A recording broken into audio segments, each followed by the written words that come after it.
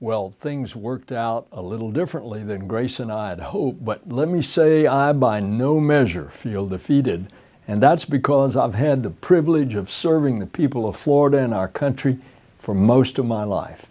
And I don't think anybody could have been as blessed. It's been a rewarding journey as well as a very humbling experience. I was not victorious in this race, but I still wish to strongly reaffirm the cause for which we fought.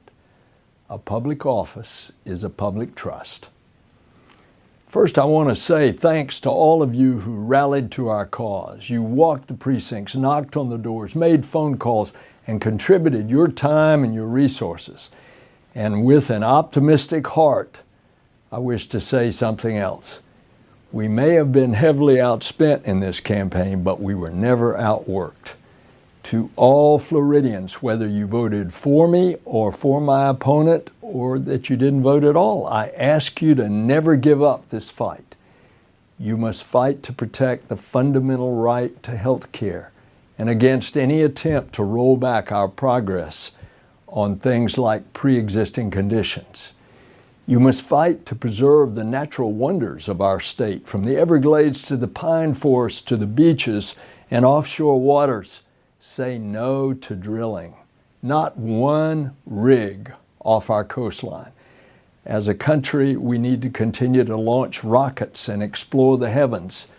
And I have seen the blue brilliance of the earth from the edge of the heavens.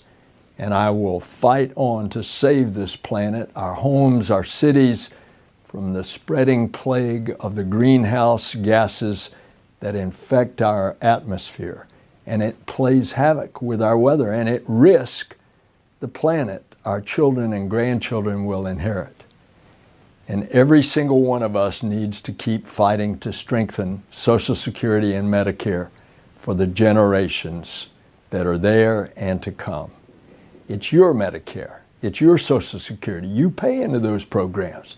They belong to you and not to the politicians who are plotting to rob your retirement.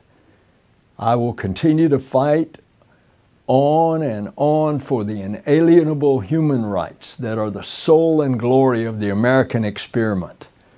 Civil rights, women's rights, LGBT rights, and the sacred right to vote.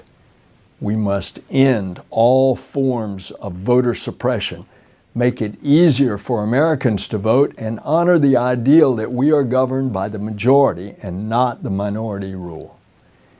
There are great decisions ahead that will shape the course and character of America in the 21st century. And yes, I will continue to fight hard for what's right, and I will also encourage others to seek common ground with their colleagues on the other side of the aisle. Inevitably at times, that effort will fall short, but we have to try. We have to move beyond a politics that aims not just to defeat, but to destroy, where truth is treated as disposable, where falsehoods abound, and that the free press is assaulted as the enemy of the people. There's been a gathering darkness in our politics in recent years.